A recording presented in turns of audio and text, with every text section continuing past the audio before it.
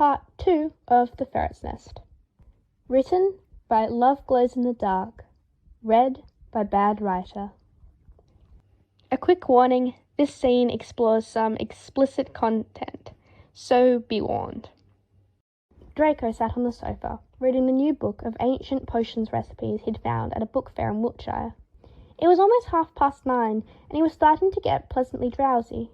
Almost completely out of groceries, they'd ordered curry from their favourite Indian joint 2 streets away, and the taste of onions and spices still lingered in Draco's mouth.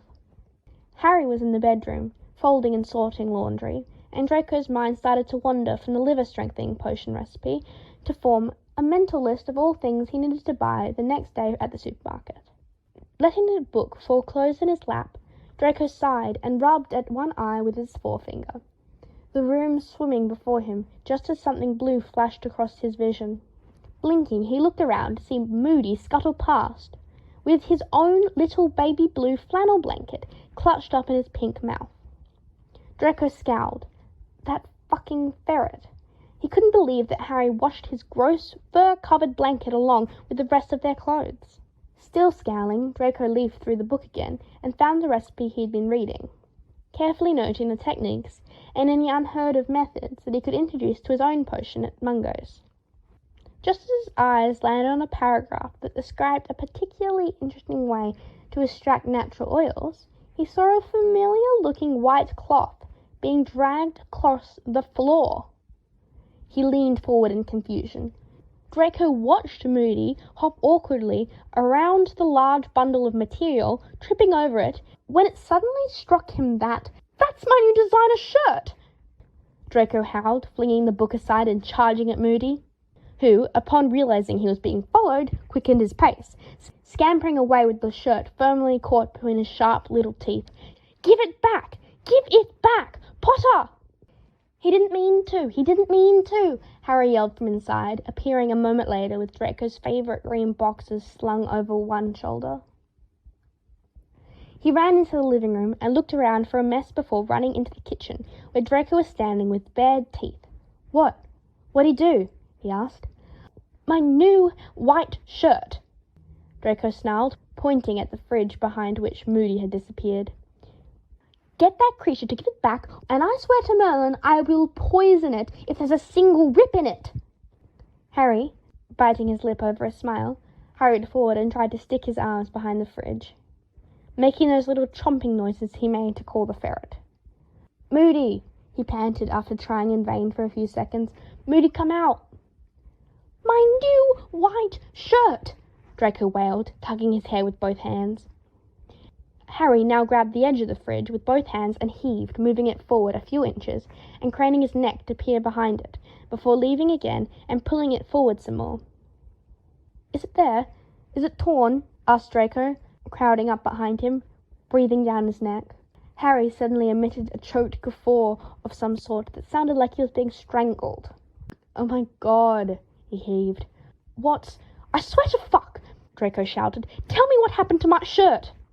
Harry bent over, his pyjama bottoms riding low enough for Draco to see the top of his crack, and with a tug produced Draco's white shirt, now covered in dust bunnies and chunks of dried ferret food.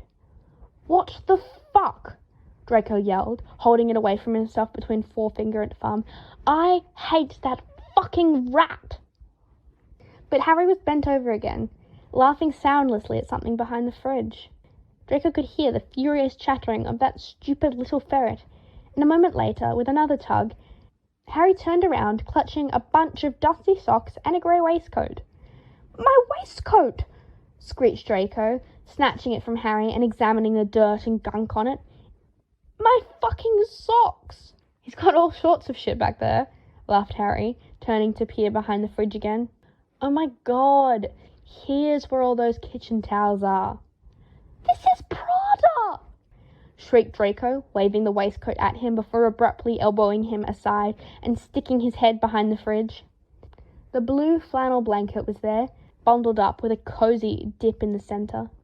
Strewn around were about half a dozen of the soft, highly absorbent kitchen towels he and Harry had bought when they moved in together and still favoured. A handful of dish sponges in various states of deterioration, and a discoloured pillow cover. There was also Moody, standing on his hind legs, duking and emitting shrill shrieks of fury at losing his designer loot. "He's built a fucking nest in here!" Draco said furiously. "I can't believe he's stealing all our things. He has his own fucking cage with a fucking custom-made mattress in it, and he's stealing my designer clothes to build a fucking nest in here." Draco's voice had steadily risen until he was screaming again. Moody screamed back at him. Harry, meanwhile, was nonchalantly rubbing Draco's bum.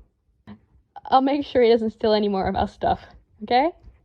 he said in a voice that was supposed to be soothing, but shook with suppressed laughter. "How about we just throw him out the window instead?" Draco spat, turning around and slapping Harry's hand off his arse. Harry's eyes went very wide and innocent. "You'd miss him," he said gravelly. Draco glared and held his dirty clothes in reply. "You're cute when you're mad," Harry had said with a small smile, or rather, smirk. Draco glared at him until he stood stiffly in the tight circle of Harry's arms. Harry still had his boxes hanging over his shoulder. "The ferret needs to be gone," he growled. Harry grinned. "Which ferret?" he asked before turning around and running, laughing all the way to their bedroom. Draco, spitting expletives as he chased him, flinging dirty socks at him the whole way. They'd been together for 2 years before they'd finally agreed they wanted to move in together. Draco hadn't had the courage to say he'd been ready long before that. Harry had been looking for a place ever since Weasley and Granger got engaged. And so when he had asked Draco, looking nauseous and nervous, whether he wanted to look for places together, Draco had seized the opportunity with both hands, and a foot for good measure. Draco had only just finished his course on medicinal potions, and had been applying for jobs at apothecaries before Harry. Newly appointed junior Auror himself suggested he applied at Mungo's too. Draco had been extremely doubtful of his chances there, considering his background, and when he received the owl telling him he'd been appointed as assistant brewer at the head potioneer at Mungo's, he took every bit of self-control not to violently confront Harry about whether he had anything to do with it. With their respective new jobs and schedules, it had taken them nearly 2.5 months to finally find a place they both really liked and agreed upon, and another 6 weeks to finalize the deal and finish moving in. An additional month to finish setting up the home, and they were finally able to move in and throw a housewarming party. Draco had planned for it to be an event that would forever be imprinted in their guests' memories, glittering and classy, catered by his favourite French restaurant, house elves bearing trays of tastefully presented hors d'oeuvres, timeless tailored robes for Harry and himself, and champagne by the crateful, all accompanied by some carefully selected classical music tinkling prettily in the background. What they ended up doing instead was getting enough beer to fill a swimming pool and ordered a bunch of pizza.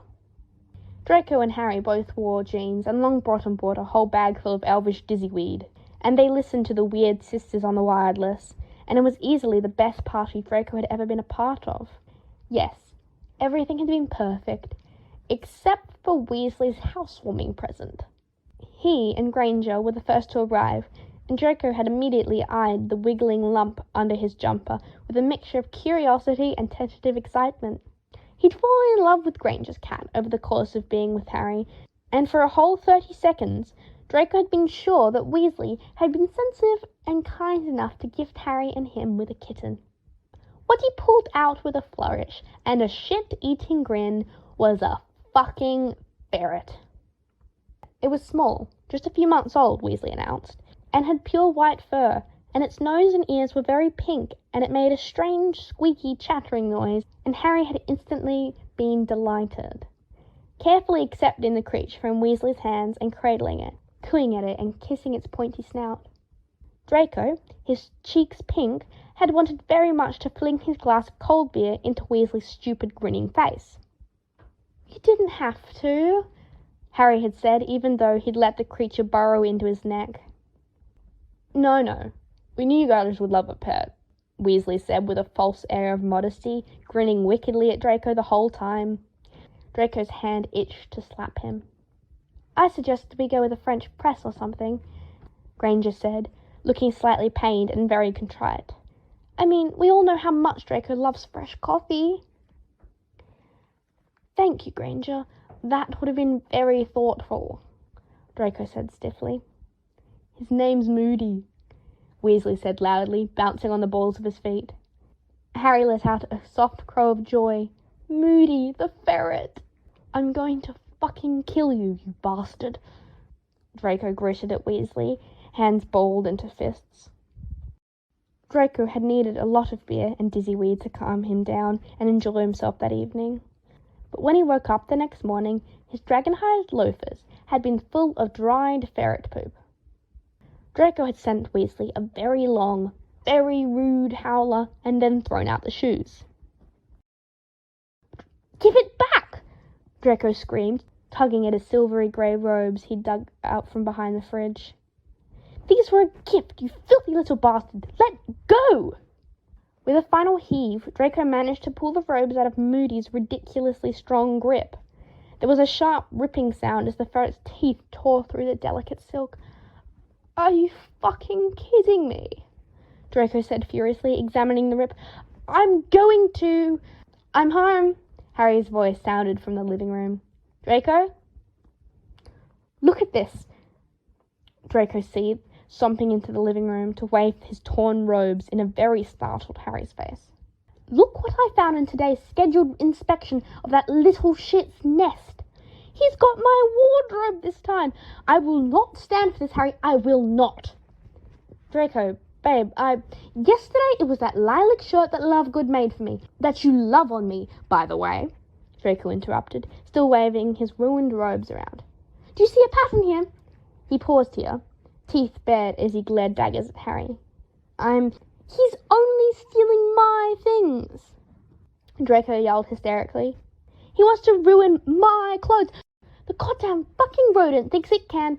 Ferrets aren't rodents, Harry mumbled, tugging at his earlobe, examining his shoes.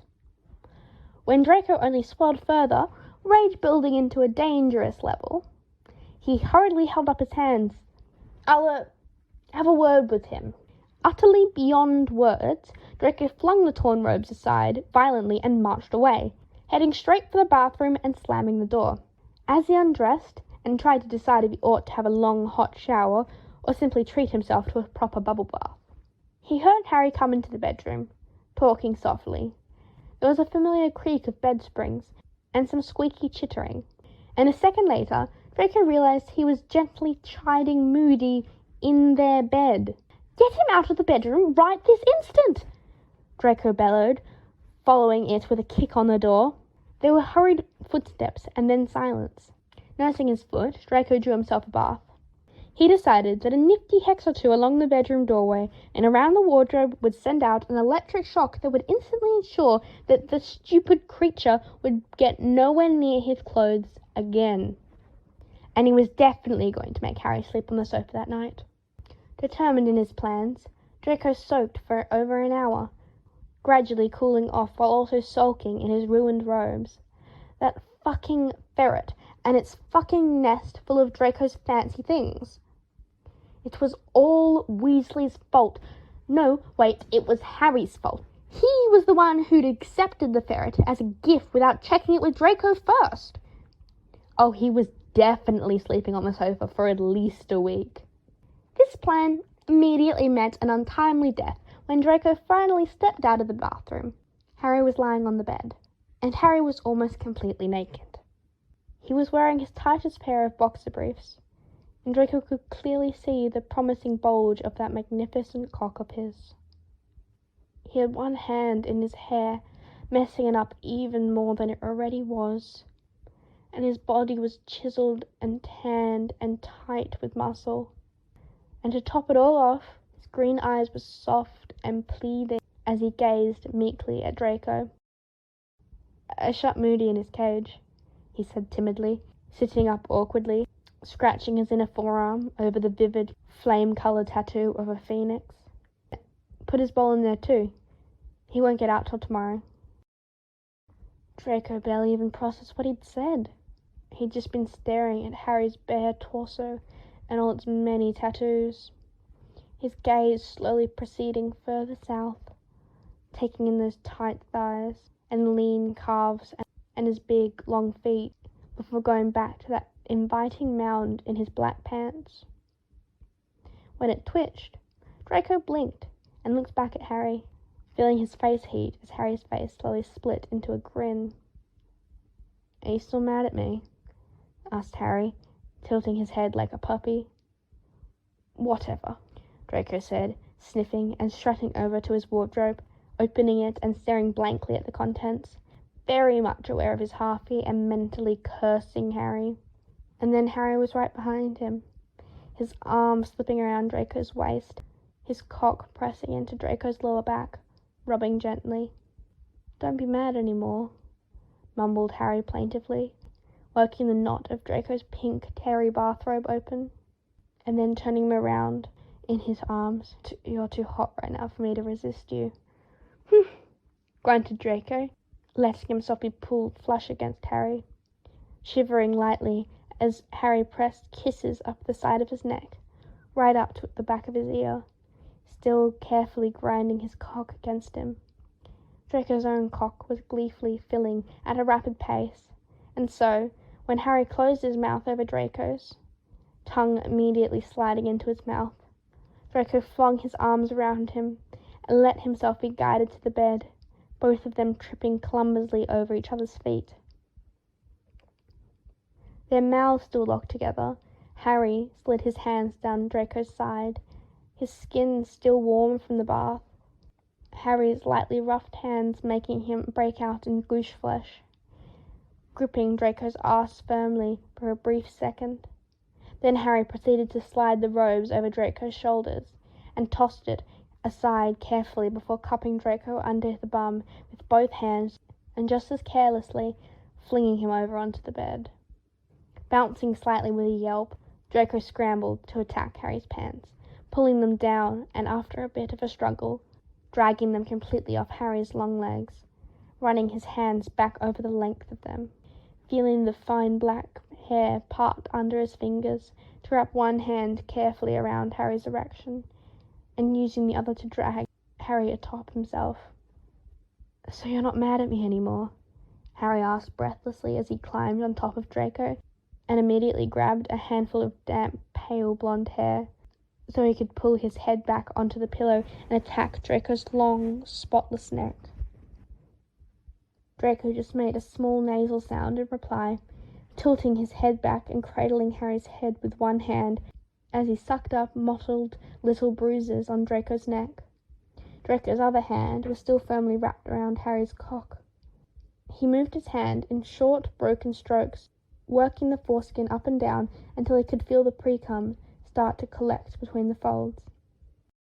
Working his hips to thrust into the tight circle of Harry's fist, Harry focused on nothing but kissing and nipping down Draco's front, nibbling at his collarbones, pulling his nipples up into tight little buds and leaving deep indentations with his teeth along Draco's sides. Draco was hard and dripping already and could barely contain the gasps that were teased out of him. When Harry finally reached for his cock, Draco was ready to pop. But Harry wrapped his hand around the base in a firm fist, and Draco could only moan softly as Harry licked along the slit, sucked gently at the glands and teased his foreskin back with his lips, taking Draco in deep. "Harry," Draco murmured, plunging both hands into his wild mass of jet black hair, tugging lightly. Harry pulled off with a soft pop. "Turn over for me," he replied huskily, not bothering to wait for Draco to comply, instead just grabbing his hips and unceremoniously flipping him over. A hummed sigh sounded from Draco as he pushed his face into a pillow, biting his lip, as Harry pulled his arse open and placed the tips of both his thumbs over Draco's arsehole, gently pulling it open, stomach clenching up in tight knots of steady building heat, his cock oozing into the sheets. Draco bit into the soft pillow, back dripping down as Harry wiggled the tip of his tongue inside him. Hands massaged Draco's arse cheeks in circles, keeping him wide open.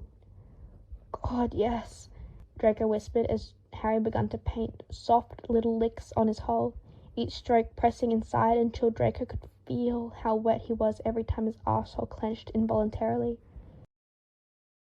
"Hurry," he said again, pushing his arse back, pressing it into the tongue that was now spearing into him with no sort of finesse whatsoever. Harry didn't respond except to double his efforts to lick Draco loose, and so Draco, shuddering all the way down his spine and sighing, turned his head and pressed his cheeks into the downy comfort of the pillow, rubbing against it like a cat, exercising every ounce of self-control not to simply reach underneath and stroke himself to completion. He was hazily floating on a cloud somewhere up in heaven, Harry's fingers digging thoughtlessly into his soft bottom, his cheeks scraping over Draco's arsehole every few seconds. The sheets beneath him felt too hot, and the room seemed to turn blurry and spin every time he let his eyes flutter open.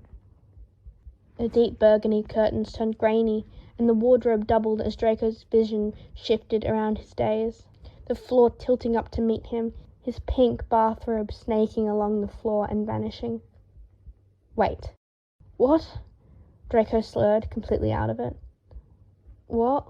replied Harry gruffly, wiggling his head forward to force his tongue deeper into Draco. Lifting his head off the pillow and craning his neck, Draco squinted around just in time to see that fucking ferret! Flailing wildly, Draco sat up, pointing blindly towards the bedroom door. Completely startled, Harry toppled over backwards and fell off the bed, disappearing from view. "No, not my bathrobe!" Draco shouted, sprinting off the bed and nearly crumpling to the floor because his legs were like jellyfish from being relentlessly stimulated to the point of intense orgasm. "You filthy little beast!" Running unsteadily down the hall and into the living room, Draco was just in time to catch a glimpse of soft Perry gliding along the floor into the kitchen and whipping out of sight around the corner. He let out another yodel of furious distress and sprinted forwards, barely aware of his bobbing and wildly staying erection as he ran. He dashed into the kitchen and paused for an enraged second as Moody desperately tried to force the bunched-up bathrobe into the narrow gap between the fridge and the wall. Leaping forward, Draco snatched his bathrobe with a snarl, eyes bugging out as the shrieking ferret hung off the robe, flailing and thrashing, before Draco violently shook him off, falling to the floor on all fours. Moody paused, only to call Draco a bastard and ferret, before skittering away to his favourite haunt behind the fridge. Panting and sweating lightly, Draco turned when he heard footsteps approaching, waving his stolen bathrobe around just as Harry approached, his expression oddly inscrutable, his erection long, thick, and deep red, his ministry-issued badge, that now said Senior instead of Trainee, bouncing against his chest. "How did he get out of his cage?" Draco screamed. "Must have learnt to undo the latch," Harry said, his tone just as odd as his expression. "Well, you need to—" But Draco didn't get to tell Harry that he needed to either get a new cage or a more complicated locking system or throw the ferret out entirely. Draco didn't get to dramatically fling the bathrobe at him. Draco didn't even get to think, because the next second Harry had grabbed him by one arm and dragged him into the counter, twisting his arm and pressing it to his back, grabbing the bathrobe and flinging it into the sink. Placing one hand just above Draco's nape, Harry shoved him forward, bending him over, and without any warning kicked Draco's legs wide apart. "Harry, Draco tried to speak, tried really hard, but failed miserably, his voice dying in his throat as Harry released his arm and peeled him open with one hand, the other arm wrapping under Draco's abdomen and jerking his hips upward and forcing Draco onto his tiptoes. The familiar spell was murmured, and then Harry was pressing two lube-coated fingers into Draco's softened hole, sliding them deftly past the clenched muscle, until they were all the way in. Draco was shaking, his knuckles bulging white where he gripped the edge of the counter. He wiggled involuntarily, and earned a few expertly administered nudges to his prostate. His cry was still ringing around the kitchen when Harry, scissoring for a brief 3 seconds, pulled out his fingers, leaving Draco impatiently clenching more, When he pressed the tip of his well-slicked cock into Draco's hole, Draco became more aware of his own whorish panting. Harry must have heard it too, because instead of pushing in and fucking him like Draco was aching for him to do, he simply slapped Draco's hole with his cock. The wet smacks lewd, and Harry's evil chuckle even lewder. Fucker! Draco spat over his shoulder, kicking back with one leg but not managing to make contact. With an even louder laugh, Harry aimed and pushed in, not giving Draco time to adjust before completely sheathing himself. And Merlin help his soul, but Draco loved it when Harry was ruthless like this. When he pulled out and fucked back into him not a moment later, Draco moaned with his head thrown back, immediately prompting Harry to grab a handful of platinum blonde hair and tug, his other hand on Draco's hip. Gasping and twitching with every stroke, Draco let his eyes fall shut, his cock grazing the cool countertop each time he was thrown forward on a particularly savage thrust. Harry was grunting softly as he fucked him, his hand tangling firmly into Draco's hair, his fingers brushing Draco's hip. There was no restraint in the way he took Draco, fucking into him with brutal force and speed, bending Draco's spine inwards with the grip on his hair. Delirious with pleasure, his sweaty hands flipping on the smooth granite countertop, his cock begging for some attention, Draco wound one arm to dig his nails into Harry's flexing arse, bringing the other hand down to his cock and fisting it with swift, well-practiced strokes, his orgasm rushing in gleefully. Harry groaned as Draco tightened around him, picking up the pace and sending Draco crashing into the counter. It would have been uncomfortable, if only Draco had been in his senses. He was too busy coming all over the black granite, letting out a keen of overwhelming with bliss as Harry simply pounded right into him, yanking his head back even further to lock his teeth into the side of Draco's throat, biting him right over his jugular as with one final growling heave, he fell over the edge too, his hips not stilling for a long time as he spilled and spilled into Draco. It took a lot of long gasp pulls of air for both of them to catch their breaths, Harry's hand gentling through Draco's hair, carefully smoothing it off Draco's sweaty forehead. Both of them were slick with perspiration, and Draco still trembled lightly as Harry turned him around for a slow kiss that deepened until they were both clinging for each other. "I believe I interrupted something?" Harry said against Draco's lips as he pulled away, the sound slightly smug. "That bloody ferret," said Draco pathetically, voice tremulous. Harry laughed. "I'll spell his cage shut so he doesn't get out tonight," he promised, running wet lips lovingly over Draco's face, just barely mollified. Draco sighed through his nose with a scowl, bleary-eyed as he traced his forefinger over the tattoos on Harry's chest. "One of these days you're going to come home and find him gone, I swear to Merlin," he threatened. But it didn't sound as morbid as he'd hoped, because his hole was still clenching, and his cock was still trickling a final drop of cum down his shaky thigh, and Harry was running large, calloused hands all over him. "And maybe I'll kick you out too," he added sullenly when Harry just grinned. Still reeling, and too fucked out to be properly annoyed, Draco scowled, simply shoving Harry off with both hands and limping away.